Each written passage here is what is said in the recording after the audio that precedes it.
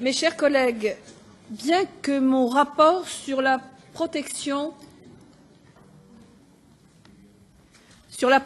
des travailleurs contre les risques liés à l'exposition à des agents cancérigènes ou mutagènes au travail ait été rejeté par la majorité des groupes de cette commission, c'est totalement imperméable à toute notion d'éventuel sectarisme et très consciemment que je rapporte ce deuxième volet des agents carcinogènes.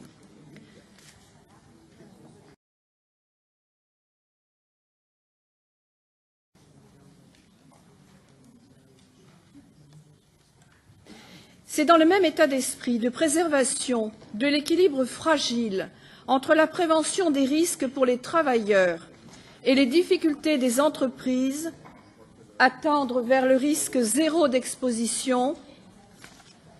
Madame la Présidente, vous me pardonnerez, je ne reprendrai la parole que lorsque tout le monde m'aura permis de l'exercer librement.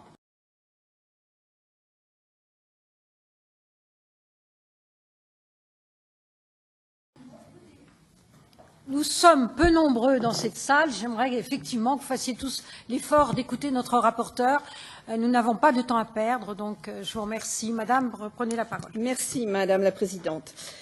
C'est donc dans le même état d'esprit de préservation de l'équilibre fragile entre la prévention des risques pour les travailleurs et les difficultés des entreprises à tendre vers le risque zéro d'exposition que j'aborde cette nouvelle étape d'un domaine de santé publique tout à fait exceptionnel et tout à fait transnational.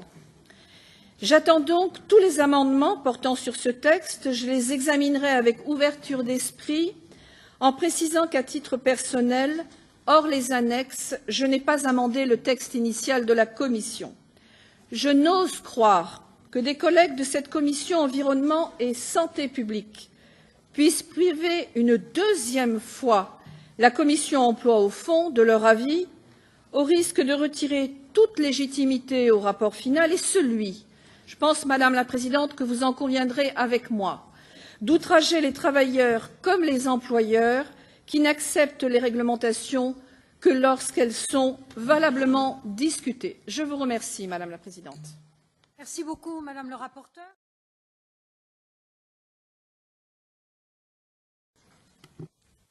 Merci, Madame la Présidente. Compte tenu de la rapidité de nos débats, qui d'ailleurs sont, on va se le dire quand même entre nous, très gentiment, relativement indécents face à la gravité de la situation et surtout sa complexité. Parce qu'il y a des aspects que je voudrais souligner ici qui ne peuvent pas être abordés dans les dossiers qui nous sont présentés, mais qui, de toute façon, au moment de la liquidation des dossiers aux intérêts des travailleurs qui présenteront des pathologies que l'on pourra rapportés à une maladie professionnelle.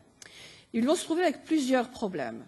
Ils vont se trouver avec le problème des cancers plurifactoriels, puisqu'on le sait, dans certaines entreprises, il y a plusieurs facteurs carcinogènes en même temps, et il va être fort difficile, dès l'instant que la liste est si longue à se mettre en place, de dire c'est l'amiante plutôt que le cadmium, plutôt que ci, plutôt que tel autre produit qui est en cause en relation directe et certaine avec la pathologie concernée. Ça, c'est le premier point. Le deuxième point, et l'Europe le demande ainsi, il y a des déplacements des travailleurs. Comment va-t-on faire quand bien même aurions-nous des valeurs identiques d'exposition limite dans tous les pays? Comment allez-vous dire que telle personne qui, à l'aune de ses 60-65 ans, déclenche un cancer du poumon, qu'il est en relation directe et certaine avec telle exposition dans tel pays, dans telle entreprise, alors que durant sa vie professionnelle, il aura exercé son métier dans différents pays. Je crois que nous avons, et tout se passe comme si on gommait un petit peu la réalité, et là je vais, Monsieur Pedicini, totalement dans le sens des personnes que j'ai eues en charge pendant 40 ans dans ma vie professionnelle, c'est-à-dire les personnes victimes de maladies professionnelles.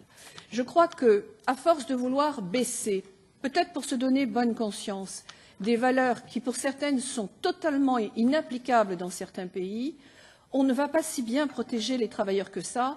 Et comme je l'ai dit tout à l'heure, je ne suis pas du tout ni d'un côté ni de l'autre. Mon travail a été 40 ans de neutralité Aujourd'hui, je suis ici en toute neutralité, neutralité politique, neutralité économique et neutralité philosophique. Je suis là pour que les emplois perdurent dans des bonnes conditions, que cela soit possible pour les employeurs et aussi que les employés soient protégés, sachant qu'on est dans le principe de précaution. Et je suis ravie de voir que dans les discussions de trilogue, il est apparu sur le premier dossier, il est apparu cette notion de précaution que j'avais, à titre personnel, présentée dans une dizaine d'amendements de mon premier rapport qui ont toutes été refusés. Je pense que cette notion de précaution est absolue. Dans l'attente, et il est évident que ce sont les États d'un côté et d'autre part les employeurs qui doivent faire des efforts pour arriver à la substitution, pour la disparition d'agents carcinogènes. Dans cette attente, nous devons trouver cet équilibre fragile, qu'il soit véritablement efficace et applicable. Voilà.